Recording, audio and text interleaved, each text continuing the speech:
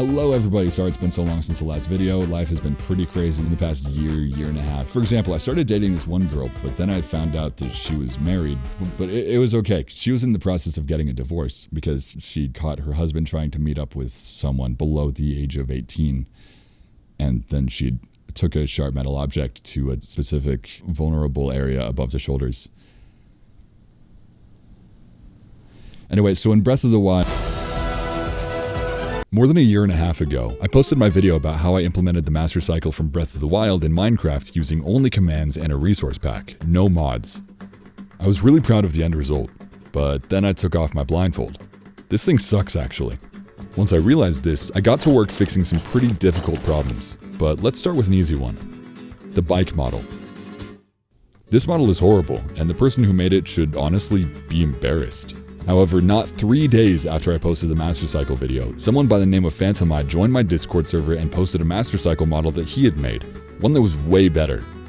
I dragged and dropped it into the resource pack, generated the new summon animation frames, and suddenly everything in life started to feel better again. But there was still more to do. With the new model, the bike looks great, until you start driving it. This sucks.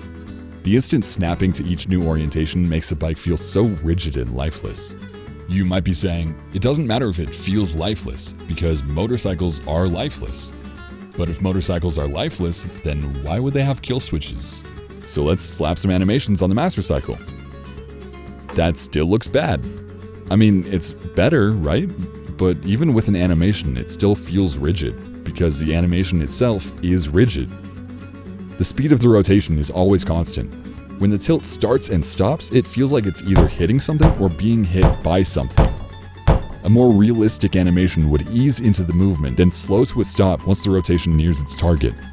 Now, this kind of animation is normally really easy to implement, because you just go to this website and steal their code. But that doesn't work for us here, because of the amount of control that the player has over their bike.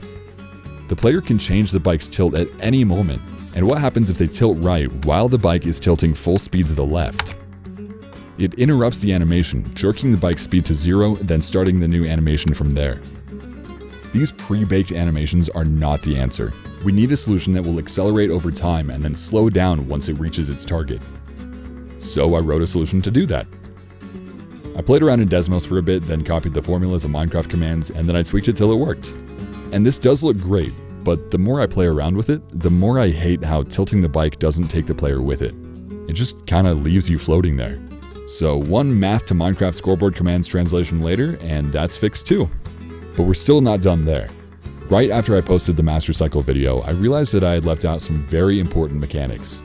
I designed it so that pressing S would cause you to jump, because I felt that jumping was more important of a feature than braking or drifting, and I didn't have any other gestures or inputs to assign those functions to. But then I thought, we're not awkwardly cramming enough functions into each button. Why stop at one? So I changed it so that if you hold S, you brake, and if you tap S, you jump. And once there is a way to brake, adding drifting was a no-brainer. But there was a problem. In Breath of the Wild, you drift by holding both A and B, accelerate and brake at the same time. The equivalent for us in Minecraft would be to hold W and S forward and backward. Problem is, the only way I can detect WASD inputs works like a joystick. You can't hold a joystick both up and down at the same time, and if you tried holding W and S in Minecraft, they just cancel out. So I went with what I felt was my second best option. If you're holding left or right when you start braking, you start drifting. And I deliberately made it so that if you're drifting, that's the only time you can let go of the accelerate button without the bike speed really decreasing. And this works great, though I'm not sure if I implemented drifting correctly. So I'm going to explain real quick, and you guys can tell me if I did it wrong. The whole idea is, when drifting, the turn radius is smaller, and the bike is kinda rotationally offset. That's it. That's the whole idea. Someone who plays a lot of racing games or has drifted in real life, let me know if this is actually kinda broken. Okay, I didn't mean this. The root entity of the bike, the one that we're actually doing the physics and movement logic to, is an armor stand. We need it to be an armor stand because we need a way to display the custom bike model that gives us full control over its orientation. The problem with armor stands is, you know how if you walk up to stairs, you'll automatically step up them? Armor stands don't do that. They never walk up blocks, not even little ones like snow layers and redstone repeaters. To fix that, I would have to handle every unique block shape manually, which is not a task for the faint of heart, considering how many different shapes and sizes and block states and circumstances can exist in a sandbox game like Minecraft. But in order to fix it, I have to set up the logic for every type of block manually. Or do I? Instead of doing it myself, I just got Minecraft to do it for me. Now, we're not doing the movement logic on the armor stand. We're doing it on a horse, then teleporting the armor stand to it every tick. And with that change, the bike will automatically step up all the correct kinds of blocks on its own. Did I mention this also fixes another issue where if you drive up to a wall, you start suffocating? In Minecraft, when one entity rides another, only the entity on bottom can collide with blocks. Any passenger entities can be forced into a block and start suffocating. So, when we were using a small armor stand for the bike, the armor stand was more narrow than the player, meaning that there was nothing stopping the player from suffocating. But now that we're using a baby horse, which is wider than the player, that problem's solved. Just don't ride the bike under a low ceiling. I still don't know what logic I should use to handle this, so I'm just gonna leave it as it is. Next up, I've been doing a bit more than just the data pack. Back in 2022, Gruzzy showed some of us this early pic of Zora's domain. I was blown away by how good it looked even while being built on a 22-degree angle, but I also noticed that some parts weren't as symmetrical as they could have been, namely the ramps and these windy pathways. Luckily, symmetry is a math thing, so I asked if I could try to help. The ramps were easy. I measured how many degrees this is, counted how many blocks up the path should go, then used those numbers to find that there should be 14.5 degrees between each step up. Then I wrote a bit of JavaScript to generate some armor stands that would shoot particles every 14.5 degrees, and then the people who are actually good at building fixed it up so fast, it was crazy. As for the squiggly pathways, considering their shape, the angle of Zora's domain, and the fact that this is Minecraft, these were already almost as good as they could be. However, I told Gruzzy and his team that math might be some help here too, and that if they wanted to try it, they should place special armor stands at whatever places they wanted on the pathway, and I'd write some code to create particles that mirrored it on the other side of the bridge, which they could use as a guide when building. I'm really sad that I didn't get footage of this working, because it was a ton of fun to mess with, and I remember the reactions from everyone online being amazing. On the bright side though, the final result made it into Gruzzy's video, so I can't really complain. Now in general, I have done very little building on Gruzzy's Breath of the Wild map, which is a good thing because my creative skills are absolute dog water. But I do want to mention, I added a command block at Satori Mountain to make a ton of cherry blossom particles. Came up with this design for the Lord of the Mountain, changed some biomes and added some particles to spruce up the hot springs, and I added a command block to allow me to use snowballs to change the biome in these grasslands to match what they look like in Breath of the Wild, which was a setup that definitely didn't cause a lot of server lag while Gruzzy was live streaming. Now there have been a few other tweaks that I've made to Gruzzy's map, but that's all we're going to talk about today. The next thing I worked on was tough, and it's actually the part of the video that I spent the most time on. And this change is the remote bombs. I can right click to launch one, and like in Breath of the Wild, if I right click while in the air, it drops in my feed. The square one slides a little bit and the round one slides a lot, and they make this really cool explosion when you detonate them. So you're probably going to be a little bit confused when I tell you that I hate them. Well, a specific detail about them. Tell me if you can tell the difference between the bomb in this clip and the bomb in this clip. Didn't catch it? My bombs are just sliding around, they don't roll. So how can we make it roll? Well, that depends on how the bomb actually works, so let me demonstrate the process that the data pack uses to create the bombs in Minecraft. Pay attention because this is a really important process. Oh, that's it. These bombs you see are just a player head on an armor stand. Well, to be fair, it's also smaller, invisible, and we teleport it to an item every tick. The important thing is that it uses an armor stand, and armor stands are great because you can change the rotation of each limb by messing with these values. So if we just mess with this value, we should get a good rolling effect.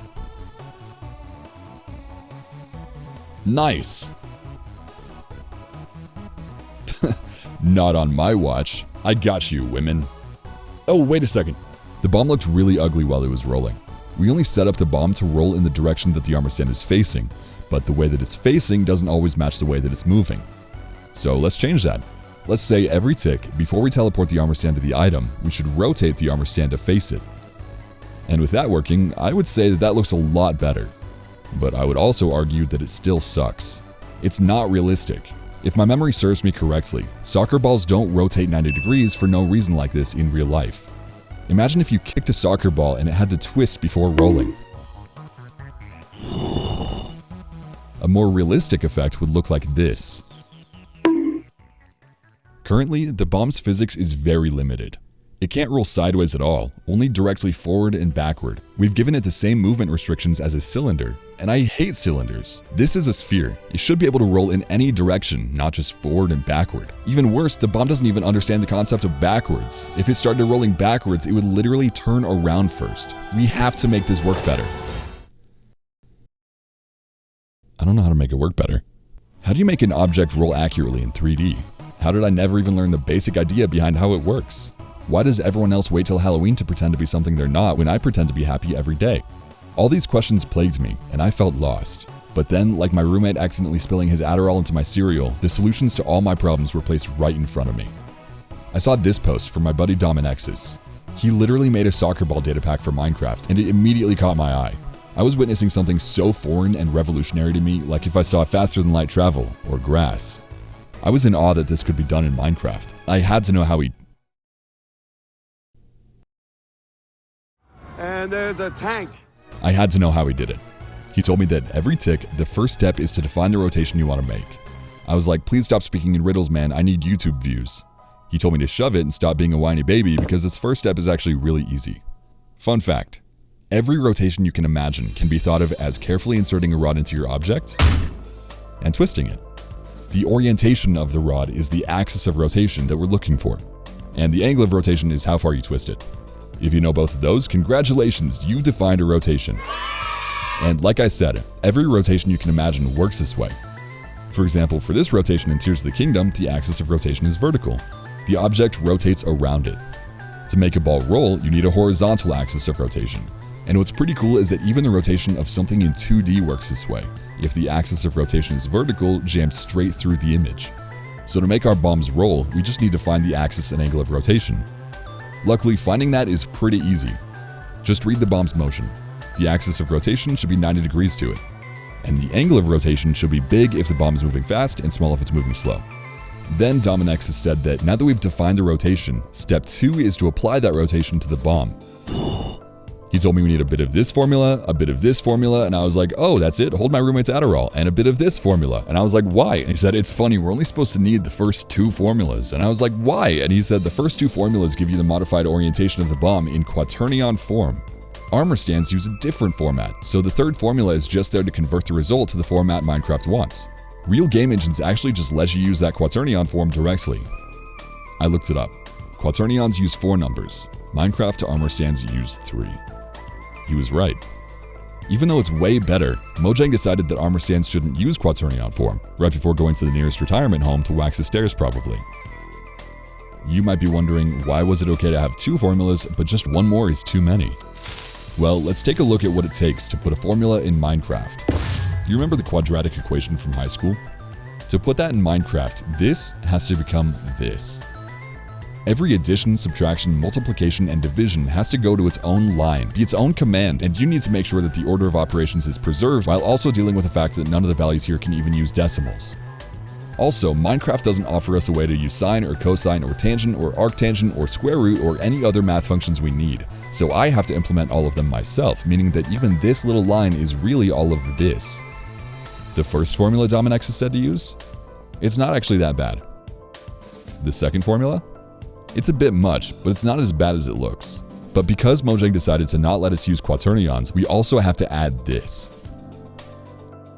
I don't want to have to deal with all that, sue me. Look at all the square roots and arctangents we need to use, in addition to all of the addition, subtraction, and multiplication stuff we already have here.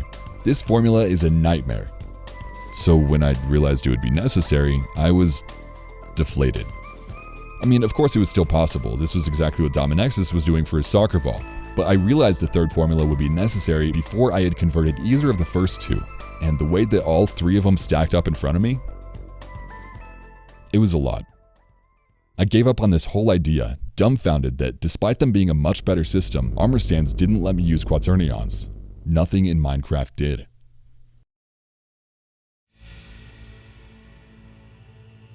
Three new entity types have been added specifically for map making and other custom purposes. They are display entities for blocks, items, and text, and share a number of properties.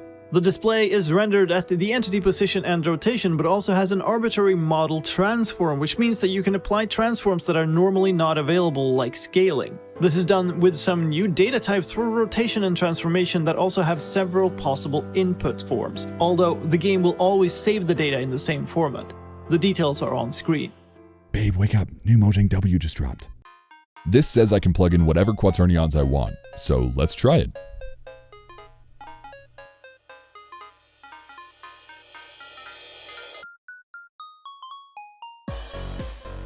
It works. Mojang, I take it back about the retirement home. I don't have to use that third formula anymore. I can calculate the quaternion and use it directly. I guess I really have no excuse now. I'ma go code that in. While I go do that, I want to play with these display entities a bit to see what they can do. Want to see me do something I shouldn't do?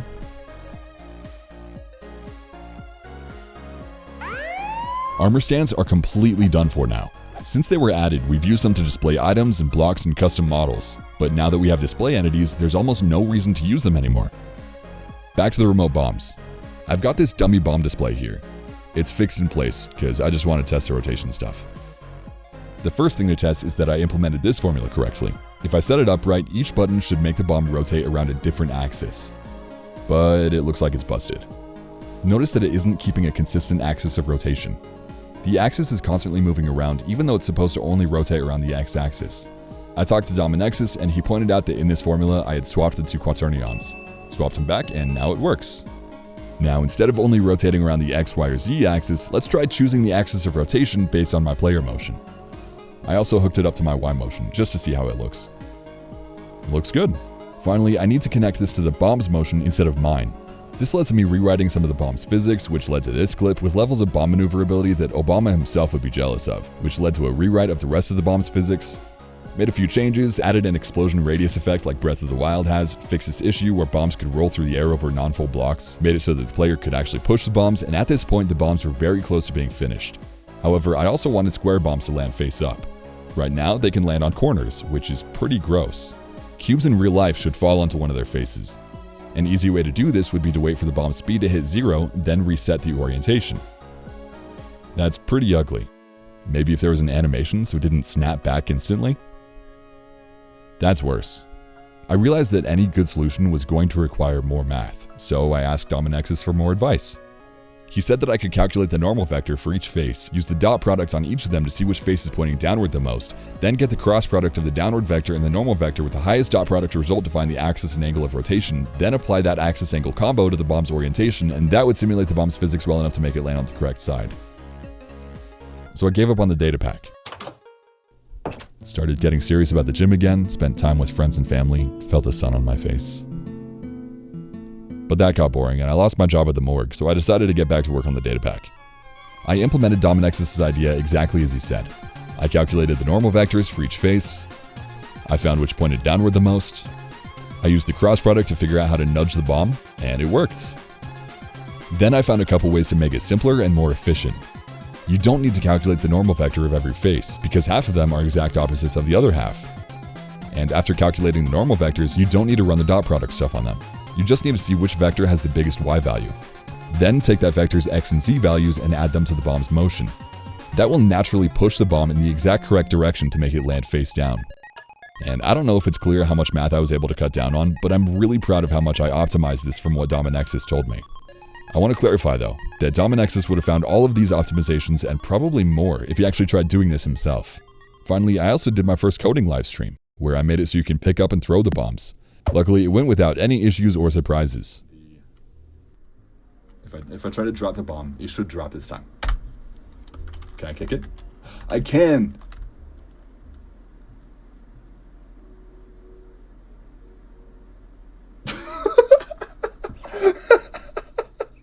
If you'd be interested in more coding live streams, let me know.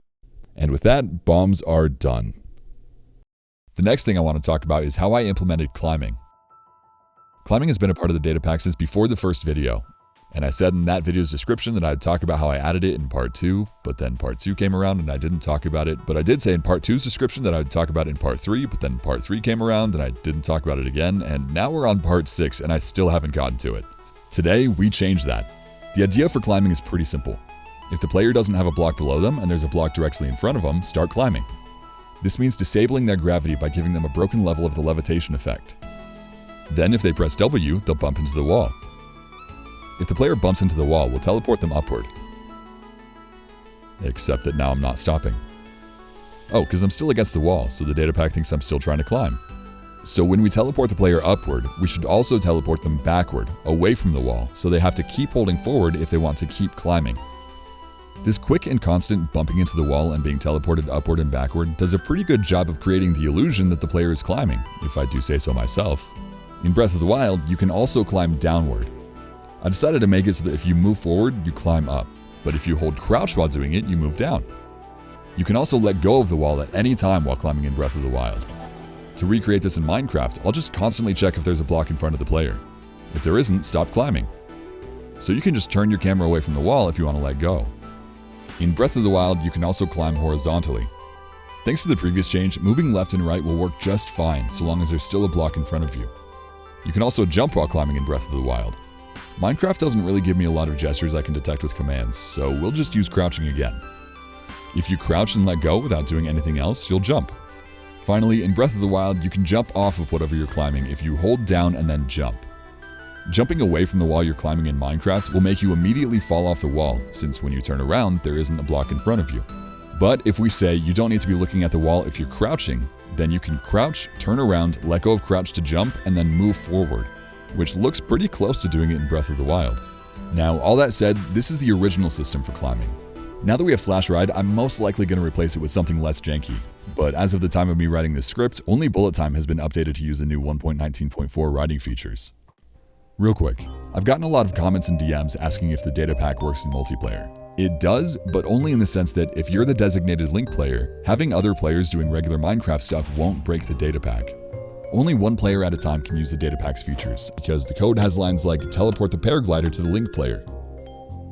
The datapack doesn't expect multiples of Link players or paragliders or stasis entities or anything like that, and changing that would be akin to rewriting the entire project. I'd have to give every player a unique scoreboard value to act as their ID, then I'd have to tell every paraglider and champion ghost and bullet time utility entity what its owner's ID is, then say stuff like, for every paraglider check its owner's ID, then find the player who has that ID, then teleport the paraglider to that player, which is a lot more complicated than just saying teleport the paraglider to the Link player. And yes, changing the paraglider to be multiplayer compatible wouldn't be that bad, but doing it for every feature in the datapack? That would essentially require a rewrite of the entire project, which is a crazy thing to get your hopes up for. This is for only one player at a time, and I recommend hoping for nothing different. Bad news out of the way, let's move on. I saw how good magnesis looked in Cray and Joris's Breath of the Wild datapack, and I realized that mine looked horrible. Breath of the Wild has Link hold a magnet, with a bunch of lasers that connect the magnet to the object that Link is controlling. Cray and Joris recreate this effect really well. I don't. So when I realized this, I asked in my Discord server to see if anybody there wanted to try their hand at making a model, and yet again, Phantom Eye came through. I messed with the positioning, put it in the player's hand while using magnesis, and it looked great. Next, the particles. I've got no particles connecting the player and the magnesis target, but Cray and Joris showed that the correct particles make a big difference. I felt lame though, just copying their designs, so I asked Cray for an idea trade. He was like, bro, we're both copying from Breath of the Wild, we don't own the magnet and particle design. Which made me feel a bit better about it. They're great guys, you should definitely check out their videos if you haven't already. Anyway, next we need to fix the particles. The goal is to create a line where the first 30% is blue, the second 30% is pink, and the last 30% is yellow.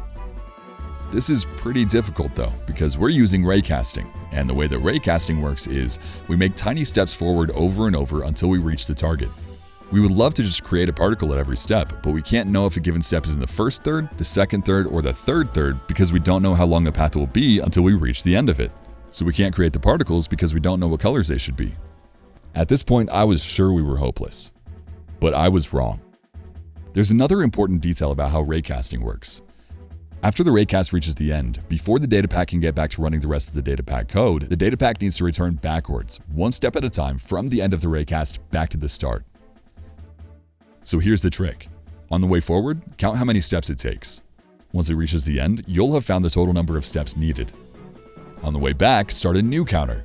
At every step on the way back, we can divide the new counter's value by the total number of steps we found earlier, giving us the percent that each step is along the path, which we can use to choose the colors of each particle we create. Not to pat myself on the back too hard, but dang I did a good job. Wait, what was that Magnorb? That looked horrible. Did you make that yourself? It looks so bad. One more change I need to make to magnesis is this. I set it up so you can push or pull the magnesis target by selecting different hotbar slots. But to make it so you can disable magnesis at any time with a right click, every slot in the hotbar needed to be a caret on a stick, which meant overriding and deleting whatever's in the player's hotbar, which is bad to say the least. But then I realized that the item command lets me copy a player's items to their ender chest. So I can copy their hotbar items to their ender chest, replace their hotbar with Sheikah slates, and then when they disable magnesis, I can just copy their items back to their hotbar from their ender chest. This had another problem though. Instead of overriding their hotbar, I was overriding a row of their ender chest. But then we got interaction entities.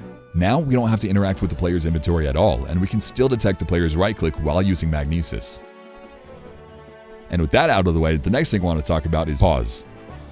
This video is getting way too long. I don't want to have a long YouTube video premiere where people are getting bored or overwhelmed halfway through. So that's all we're going to talk about until I post the rest of what I was going to talk about in my next video, which is coming out when I finish it. It just needs some touch-ups. I got to re-record all the audio and add music and stuff. It's pretty close. I've got a big announcement that I put in that video, so subscribe so you don't miss it. Thanks for watching. Hit the notification bell to catch the rest of my yapping.